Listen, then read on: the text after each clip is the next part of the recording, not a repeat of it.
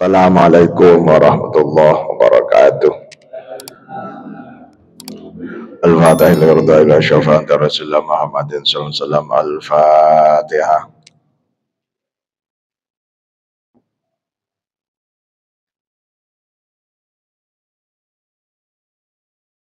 Kami al-khamir sama syam qadir jilan sama syam وقضنا المسلمين من سنان ومن غفر الله ومن طيب الله كما الفاتحة.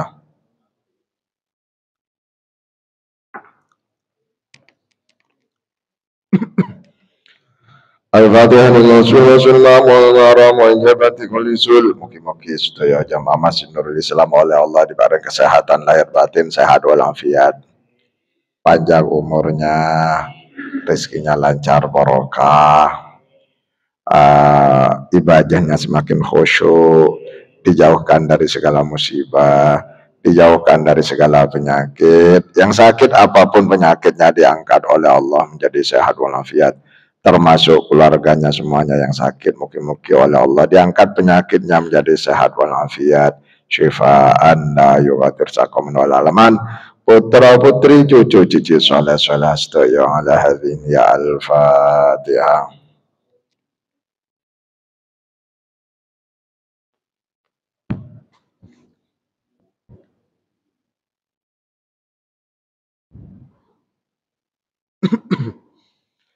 Bismillahirrahmanirrahim.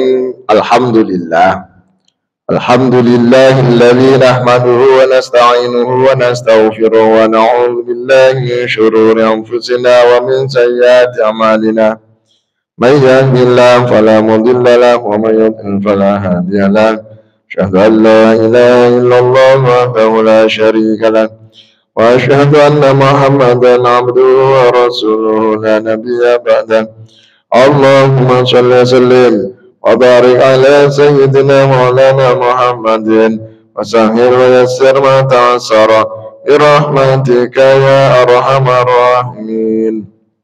Amma ba'du, faqala al-mu'allif rahimahullahu ta'ala wa nafa'ana bihi wa bi ulumihi fid dharain amin. Bapak Ibu hadirin jamaah rahimakumullah, alhamdulillah sehat.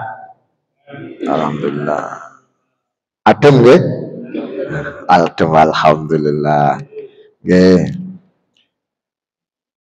Malam ini kita melanjutkan kajian hadis ahkam, hadis-hadis Sahih Al-Bukhari, Sahih Muslim, al-muta'alliq bi ahkamil ibadah yang berhubungan dengan amal ibadah wal muamalah. Kita bacakan hadis Sahih Al-Bukhari nomor 4129 dari sahabat Abdullah ibn Umar bin Al-Khattab. Ibnu Umar. Ibnu Umar itu Pak hidup nututi Rasulullah mulai kecil. Mulai kira-kira kurang lebih 11 tahun. Jadi 11 tahun itu sudah pintar Ibnu Umar. Ibnu Umar atau Abdullah bin Umar itu menjadi pintar karena bapaknya. Bapaknya itu yang bernama siapa? Bapaknya Ibnu Umar, Pak. Umar bin Khattab punya anak, salah satu namanya Abdullah bin Umar yang dikenal dengan Ibnu Umar. Abdullah bin Umar ini dibikinkan kamar yang lurus dengan kamarnya Rasulullah. Tujuannya apa? Agar bisa selalu mantau apa yang dilakukan Rasulullah. Biar pintar, biar bisa mencontoh Rasulullah. Nah, akhirnya betul. Ibnu Umar termasuk salah seorang sahabat yang banyak meriwayatkan hadis, dan dia walaupun junior ilmunya tidak kalah dengan yang senior. Abdullah bin Umar. Satu. Ada Ibnu Abbas, Abdullah bin Abbas, putra dari sahabat Abbas, pamanda Rasulullah sendiri. Abdullah bin Abbas tidak mau kalah dengan Ibnu Umar. Abbas tidak mau kalah dengan Umar bin Khattab. Anaknya yang bernama Abdullah atau Ibn Abbas diwajibkan setiap ada pengajian ikut. Pokoknya ono taklim, ono ceramah Rasulullah harus ikut. Biar apa? Biar pintar. Dan berhasil. Ibn Abbas termasuk salah seorang sahabat junior, ilmunya tidak kalah dengan senior. Dan hadis-hadis yang diriwayatkan lumayan banyak. Kenapa? Karena selalu ikut pengajian. Berarti uang le pengen pinter kudu milo ngaji, taklim. Berarti ini yang hadir pengen alhamdulillah. Ada satu lagi.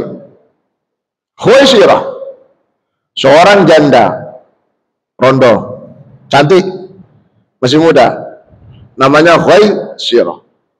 Ibundanya Anas,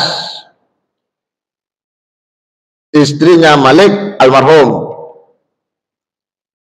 Khuwaisirah pengen anaknya yang bernama Anas menjadi anak yang pintar, tidak mau kalah dengan Umar bin Khattab, tidak mau kalah dengan Abbas. Maka Khuwaisirah membawa anaknya yang masih kecil yang bernama Anas datang masuk ke rumahnya Rasulullah. Rasulullah, ini anak saya satu-satunya. Terserah panjenengan jadikan apa? Dijadikan pembantu boleh, dijadikan santri boleh, murid boleh, pekerja juga boleh, dijadikan anak juga boleh, anak angkat. Ternyata apa? Anas bin Malik ditaruh di dalam rumahnya Rasulullah dan kemudian diambil angkat anak Rasulullah.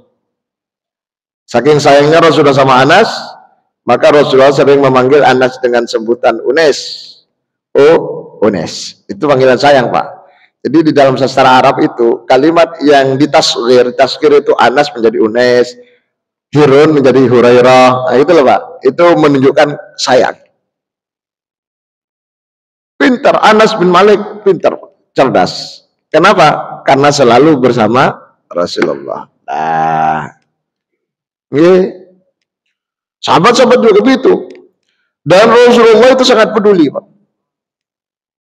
Satu saat Rasulullah ngutus rombongan. Ada satu rombongan menuju satu tempat namanya Kampung Bani Quraidah. Di Madinah itu dulu ada salah satu kampung namanya Bani Quraidah. Itu dulu pusatnya Yahudi. Ada kampung namanya Bani Nadir. Ada kampung namanya Bani Qai. Gak ngerti. Qainqa. Dan seterusnya. Ada kampung namanya Juhainah. Ada kampung namanya Sulaim. Al-Aslami. Ada, Pak. Dan seterusnya. Rombongan ini oleh Rasulullah dikasih pesan. La yusalliyanna ahadunil asrah illa fi Bani Quraidah. La yusalliyanna ojo teman-teman sholat ahadun sapa wong siji dari sekian rombongan itu. Sholat nopo? Asar illa fi Bani Quraidah, kecuali setelah nyampe di kampung Bani Quraidah. Ada rombongan, awas ya, sholatnya nanti di sana, jangan sholat dulu. Nah, pesannya Rasulullah jelas. Namun tangkapan pemahaman rombongan sahabat itu, Pak, berbeda. Tangkapan kelompok pertama mengatakan berarti Rasulullah melarang sholat asar kecuali setelah nyampe di kampung Bani Quraidah. Oleh karena itu, biar tidak ketinggalan sholat asar, segera berangkat. Nyampe Bani Quraidah, sholat. Kelompok pertama. Kelompok kedua, oh ini bukan larangan ini, bukan larangan sholat. Maksudnya Rasulullah kalau bisa nyampe di Bani Quraidah itu sebelum maghrib, sehingga nanti setelah nyampe bisa balik lagi ke Madinah, bisa nututi sholat maghrib. Berarti sholat asar dulu, sholat asar cepat-cepat langsung segera berangkat. Nah, jadi fokus yang kedua ini bukan asarnya, tapi perjalanan suruh jangan lelet, suruh percepat agar bisa segera balik sebelum petang. Apa maksudnya ini, Pak? Maksudnya ini jawaban bagi teman-teman yang sering mempertanyakan, kenapa ulama salaf itu kok berbeda pendapat? Ada Imam Syafi'i, ada Imam Maliki, Imam Hanafi, Imam Hambali, dan seterusnya. Atau secara urut, ada Imam Hanafi, Imam Maliki, Imam Syafi'i, Imam Hambali. Padahal ayatnya satu, hadisnya satu, yang dibaca sama, kemudian dasar hukumnya sama. Kenapa berbeda? Ya ini contoh. Di masa Rasulullah saja masih sumber hukumnya masih hidup, mereka sudah berbeda pendapat tentang tangkapan pemahaman apa yang disampaikan Rasulullah. Artinya apa? Perbedaan itu merupakan keniscayaan pasti. Makanya panjenengan ada rapat, ada rapat, anggota rapat kok berbeda pendapat, bagus. Anggota rapat beda pendapat seneni Pak, ojo diundang apa ngeriwo itu. Rapat pengen sepakat, gak usah rapat, langsung putus selesai. Enggak dong, enggak Pak? Enggak. Langsung putus selesai. Jenenge rapat itu pengen cari pendapat, solusi. Ya apa ini? Habis ini kan adem-adem musim hujan. Ya terus ya apa? Kan kalau adem-adem pengen anget-anget. Pengen anget-anget. Ya apa ya? Wah, pendapat namanya Pak. Satunya, oh berarti AC-nya matikan. Oh jangan. Kalau AC matikan semua. Berarti apa? Kayak kopi anget. Biar anget. Nah, misalkan begitu Pak. Itu kan pendapat namanya. Itu biasa. Berbeda pendapat itu biasa. Yang bermasalah ketika berbeda pendapatan. Itu masalah. Kalau pendapat biasa. Ini contoh lain Pak. Contoh lain nih. Saya lanjutkan hadisnya Pak. Bahwa poinnya adalah perbedaan itu biasa. Yang penting kita sikapnya harus bijak di dalam memahami perbedaan itu. Gak bisa harus samakan, gak bisa Pak. Harus beda. Kalau sama semua kiamat Pak. Kalau sama mesti kiamat. Makanya heran ketika ada orang, mohon maaf Pak, suami istri cerai Pak. Kenapa? Tidak sepaham. Loh, manusia itu memang gak sepaham. Bagaimana orang itu yang gak sepaham itu bisa sama-sama memahami ketidakpahaman itu? Understand? Lu kalau orang semuanya harus paham Pak, gak usah kawin Pak, gak usah nikah. Suami istri itu memang diciptakan berbeda, otaknya berbeda, keinginan berbeda, kemauan juga berbeda. Maka kita harus bijak. Makanya Allah dalam surah An-Nahl ayat 78 jelas mengatakan wa ja'ala lakumus sam'a wal absara wal afidah. Allah ciptakan telinga, mata, hati untuk bisa untuk bisa belajar dari kuping, yang didengar apa, yang dilihat apa, yang direnungi apa, dan seterusnya. Sehingga kita bijak. Orang yang sudah bijak itu namanya hakim. Hakim itu orang bijaksana. Kalau sudah bijak tidak akan pernah mengalami marah, gak pernah ngamuk, gak pernah kecewa, gak pernah menyesal. Itulah orang beriman. Makanya orang bijak itu namanya orang punya hikmah. Hikmah itu tidak diberikan pada semua orang. Hikmah hanya diberikan pada orang-orang pilihan. Yu'til hikmata man yasha. Wa man yu'tal hikmata faqad utiya khairan katsira. Minum dulu. Enggak, Bah. Sebentar. Pun, saya lanjutkan. Kalau ada pertanyaan langsung tanyakan. Wa an Abi Sa'id Al-Khudri. Al-Khudri ini juga nama kampung di Madinah. Radhiyallahu anhu. Qala dawu sapa Abu Sa'id Al-Khudri kharaja rajulani fi safarin. Ada dua orang, Pak, bepergian dalam satu misi, tapi berdua. Fahadaratis shalah fahadaran makonuli teko salatu apa salat. Waktunya salat tiba.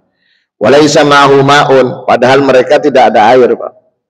Waktu salat zuhur tiba. Tapi gak ada air, berarti otomatis fatayammama, maka tayammum. Sa'idan thayyiba, sa'idan, debu yang berterbangan. Dengan kalau punya mobil gak usah dicuci 1 minggu, Pak. Nah, hari ke-8 tangannya tempelkan ke kocok, ngecap Pak, ngecap nih. Ah, itu namanya sa'id. Sa'id yang seperti itu, Pak. Atau kaca apa? Masjid ini. sebulan nggak usah nggak usah dilap, itu ngecap itu Pak. Itu namanya sa'id, debu yang berterbangan, thayyiban yang bagus, yang suci. Jadi debu itu beda dengan pasir. Jadi jangan tayamum nggak usah cari debu di depan, apalagi menghadang truk pasirian Pak. Stop Pak, hampir pasir Pak. Jadi tayamum bukan pakai pasir, tapi debu. Dan tayamum itu bukan untuk menghilangkan hadas. Sehingga niatnya bukan nawaitu tayammum li raf'il hadasil asir, bukan. Tapi niatnya nawaitu tayammum li istibahatis shalah, supaya diperbolehkan sholat. Karena tayamum itu sekedar biar bisa melakukan sholat, maka tidak perlu tadlik atau dalku ketika tayamum. Tidak perlu dirapal. Ini dalku. Kalau itu kan sunnah Pak, sunnah dipencet-pencet sunnah. Kalau tayamum nggak perlu Pak, cukup gini aja. Apalagi berkumur, nggak usah tayamum, nggak usah berkumur Pak. Menghirupkan hidung, nggak usah. Pasir dilepokno. Nah, wis. Kemudian keduanya tayamum. Fasallaya, duanya bersalat Pak, berjamaah berdua. Selesai sholat, mereka karena belum sampai tujuan, kemudian berangkat menuju tempat tujuan. Tsumma wajadal ma'a fil waqti, ternyata masih dalam waktunya sholat zuhur itu mereka berdua menemukan sumber air. Ada air di situ. Loh, ini kan air. Tadi kita mau sholat gak ada air, sekarang sudah air. Fa'ada ahuduma sholata wal wudu'a walam yu'idil akhar. Salah satu di antara kedua itu langsung ambil wudhu segera, mumpung ada air. Habis wudhu, sholat lagi. Sholat apa? Zuhur. Yang satu, enggak. Karena keyakinannya sudah cukup dengan tayamum dan sholat di awal. Wes, setelah itu, coba ditunggu Pak, karena nikah satu paket Pak orang ini. Satunya sholat, satunya diam. Selesai pulang, fumataya Rasulullah, fadzakara dzalika lahu. Kemudian mereka berdua menghadap Rasulullah dan bercerita. Faqala lilladzi lam yu'id. Rasulullah kemudian mengatakan pada orang yang tidak mau ambil wudu, enggak mau sholat lagi, cukup dengan tayamum yang pertama tadi. Rasulullah katakan, asyabtas sunnatah. Kau cocok dengan sunnah. Kau cocok dengan sunnah. Kau seperti sunnahku. Cocok. Wa ajza'atka sholatuka, dan sholatmu dengan tayamum tadi itu sudah cukup, tidak perlu diulang. Nah itu Pak. Waqala lil akhari, Rasulullah katakan pada yang satunya lagi, falakal ajur marratain. Kamu dapat pahala dua. Pahala sholatmu dengan tayamum dan pahala sholatmu dengan wudu, Nah, ini kan terjadi perbedaan Pak. Tapi oleh Rasulullah tidak disalahkan. Walaupun kemudian oleh ulama disimpulkan yang benar itu yang pertama Pak. Yang tayamum sholat, setelah sholat kok ada air yang ditemukan setelah sholat tidak membatalkan tayamum yang sudah selesai dipakai sholat. Batalnya tayamum dengan adanya air itu ketika tayamumnya belum dipakai. Dengan tayamum Pak, karena nggak ada air Pak. Mau sholat sudah berdiri di shop Pak, kurduk, hujan terus. Nah, itu batal tayamumnya karena belum sholat. Tapi kalau Allahu Akbar, kurduk, hujan terus, apa batal Pak? Terus, karena sudah masuk sholat. Tapi kalau belum, batal. Pak, sampean batal sholatnya Pak. Lu enggak, gak ada air. Pak, batal wudunya Pak. Enggak, gak ada air saya. Itu hujan, aku gak denger. Telan dicoba itu, aku gak lihat. Wah, sudah dikasih tahu mokong Pak. Kan ada orang gitu. Enggak batal. Ada orang itu, kalau orang awam tuh repot Pak. Dikasih tahu tuh mokong Pak. Karpe ada Pak, ada enggak? Di sini. Wong kita kok. Allahu Akbar. Ada seorang ibu jamaah ibu-ibu. Assalamualaikum warahmatullahi wabarakatuh. Ngentut, tapi kecil. Ngono Pak. Terus assalamualaikum warahmatullahi. Bu, batal Bu sampean Bu. Tapi karena kedengaran kan, batal. Mungkin murus. Lah kan didik kok, tinggal dikit. Kan assalamualaikum warahmatullahi wabarakatuh, kan tinggal dikit. Assalamualaikum, batal Bu, tapi kan tinggal sini masa batal katanya Pak. Enggak batal. Loh, kan mokong namanya Pak, dikandani batal Pak.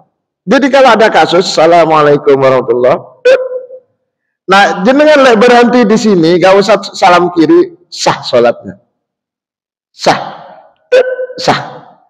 Tapi kalau lanjut ke kiri berarti batal karena dianggap ngentut di tengah sholat. Tapi kalau tut selesai, mari. Kok gak salam kanan? Mari sudah selesai, aman. Nah, itu pentingnya ilmu itu gitu, terutama ilmu tentang ibadah. Makanya Syekh Muhammad bin Salim di dalam kitab Is'adur Rafiq Syarah Sulam Taufik mengatakan, orang yang beribadat tidak pakai ilmu itu mardud, ditolak. Ibadah itu ada ilmunya.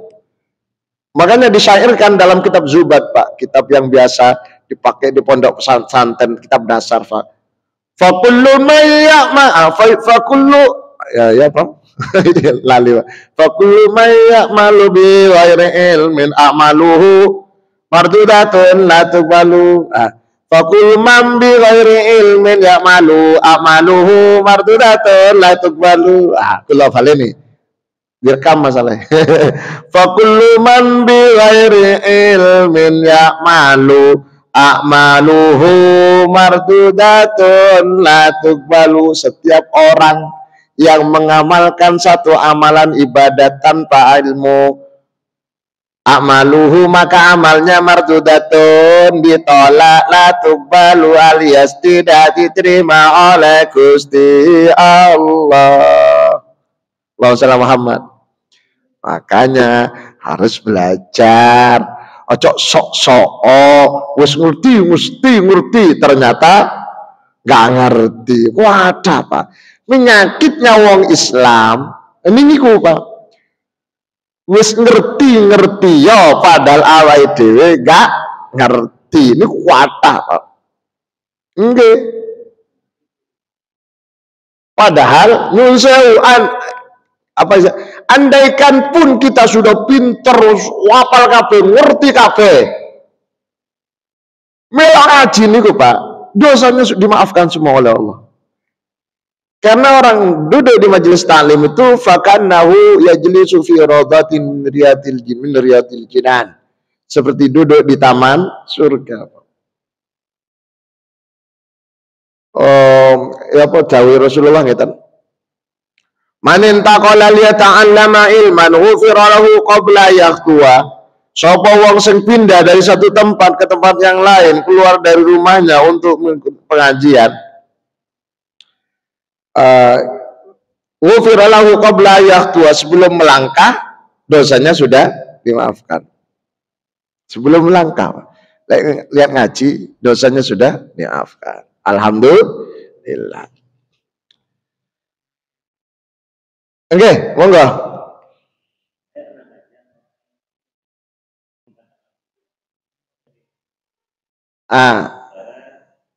Gula.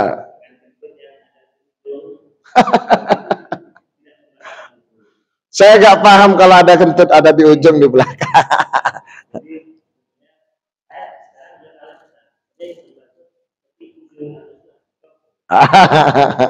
seperti ini ya, seperti ini ya.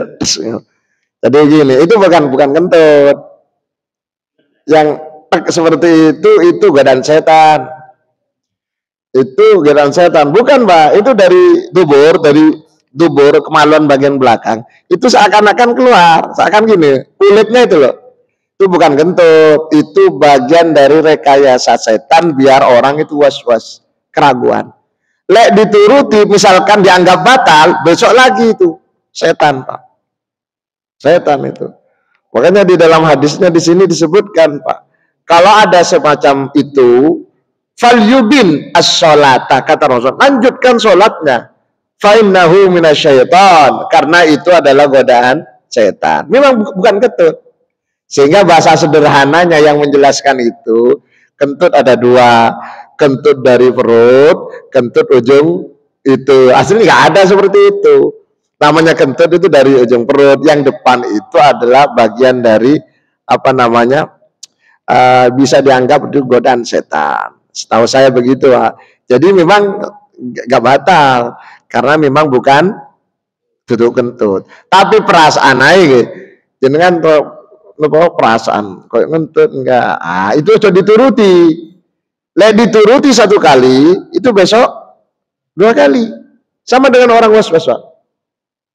Allah. Kurang tebel. Allah, tafkhim. Lafzul jalal kan tafkhim, Pak. Allah, kurang tebel. Baleni satu kali. Kata siapa? Pak? Kata siapa, Pak? Setan. Divaleni dua kali. Wes kulino dua kali. Allah, kurang tebel. Allah. Sudah dua kali berulang-ulang kata setan. Satu lagi. Ulang. Akhirnya apa? 3 kali. Lama-lama ini Allah. Itu setan. Wudu. Rata-rata wudunya wong Surabaya terus kabeh. Saestu. Wudu nang kram. Wudu itu aslinya pokoknya basah seluruh mukanya. Masa sing basah kabeh, sini basah kabeh, teles kabeh. Saya satu saat ada tamu, Pak, dari Arab, Pak, nginep di tempat saya, Pak. Kemudian lihat orang wudunya orang Surabaya, langsung ngomong kalau bahasa Indonesia gitu, seperti orang memandikan kerbau katanya. Teles kabeh. Ya apa, Pak? Ya perasaan nggak? Karena memang aslinya wudu itu kan, kalau Rasulullah bimuddin, wudunya Rasulullah kan 1 mud, Pak. 1 mud kan segini. Kalau mandinya Rasulullah bisain. 1 so berarti 4 gini, Pak. 1 so itu arba'atu amdad. 1 mud segenggam. 1 so 4 genggam. Berarti gini. Ya apa, Pak? Wudhu saya gini. Makanya kalau orang Arab itu terkadang wudhu segelas itu cukup. Jangan kasih air segelas, diminum, Pak. Iya. Makanya heran terkadang ada orang di kereta atau pesawat, terkadang kok kesulitan cari air. Kok kesulitan gimana? Nggak sulit, Pak. Kalau cuma wudhu nggak sulit, tidak sulit. Kecuali mandi. Ya itu sulit kalau di pesawat, Pak, mandi. Kesuwen nanti dok-dok. Tapi kalau wudhu kan ada airnya cukup, bisa kalau wudhu. Kecuali kalau kena penyakit males. Apalagi was-was, Pak. Oh, ngoten nggih? Sudah terjawab. Ada lagi, silakan. Ada? Tak ada, saya lanjutkan sih. Wa'an Ibni Abbas. Tadi itu sahabat Abdullah bin Abbas, Ibnu Abbas radhiyallahu an. Fi qaulihi azza wa jalla. Ibnu Abbas mengomentari, menafsirkan, menjelaskan terkait dengan surat An-Nisa 43. Surat An-Nisa 43 itu senada dengan surat Al-Maidah ayat 6. Yaitu terkait dengan bersesuci. Wa in kuntum marda aw ala safarin. Itu potongannya, Pak. Lengkapnya begini. A'udzubillahi minasyaitonir rajim. Ya ayyuhalladzina amanu la taqrabus salata wa antum sukara hatta ta'lamu ma taquluna wa la junuban illa 'abiri sabilin hatta taghtasilu wa in kuntum marda aw ala safarin aw jaa ahadun minkum minal gha'iti aw lamastumun nisaa falam tajidu ma'an fatayammamu sa'idan tayyiban famsahu biwujuhikum wa aydikum innallaha kana 'afuwan ghafura. Itu An-Nisa 43, Pak. Kalau Al-Maidah ayat 6 panjang. يا أيها الذين آمنوا إذا قمتم إلى الصلاة فاغسلوا وجوهكم وأيديكم إلى المرافق وامسحوا برؤوسكم وأرجلكم إلى الكعبين وإن كنتم جنبا فاطهروا وإن كنتم مرضى أو على سفر أو جاء أحد منكم من الغائط أو لامستم النساء فلم تجدوا ماء فتيمموا صعيدا طيبا famsahu biwujuhikum wa aydikum minhu. Ada minhunya, Pak. Ibnu Abbas berkomentar, idza kanat birrajuli al-jirahatu fi sabilillah wal quruhu fayujnibu fayakhafu ayyamuta an yatasala tayammam. Kata Ibnu Abbas, itu kan orang yang tidak ada air disuruh tayamum. Kata-kata tidak ada air itu bisa diartikan tidak ada air karena memang nggak ada air, tidak ada air karena tidak boleh menggunakan air dikarenakan sakit dan sejenisnya. Nggak boleh maka air ada dua, Pak. Satu karena sakit, dua airnya ada tapi airnya sangat dibutuhkan untuk minum. Ada di daerah tertentu Surabaya, Indonesia, Pak. Air itu, Pak, air botol itu harganya 100.000, Pak. Air botol yang besar 100.000 buat minum, Pak. Mau dibuat wudhu emang ya kan mahal. Ketika ada air mahal sekali maka tayamum. Ketika ada air gak boleh dipakai karena sakit, tayamum. Termasuk sahibul jabair, orang yang anggota tubuhnya, anggota wudhunya ada perbannya. Nah, ini penting. Misalkan orang yang tangannya, jempolnya ada perban. Kesalahan pertama, ada orang itu langsung tayamum. Itu tidak benar, Pak. Tidak benar. Kesalahan kedua, orang itu wudhu, kemudian anggota tubuh yang ada perbannya diambilkan air, diginikan, nggak benar.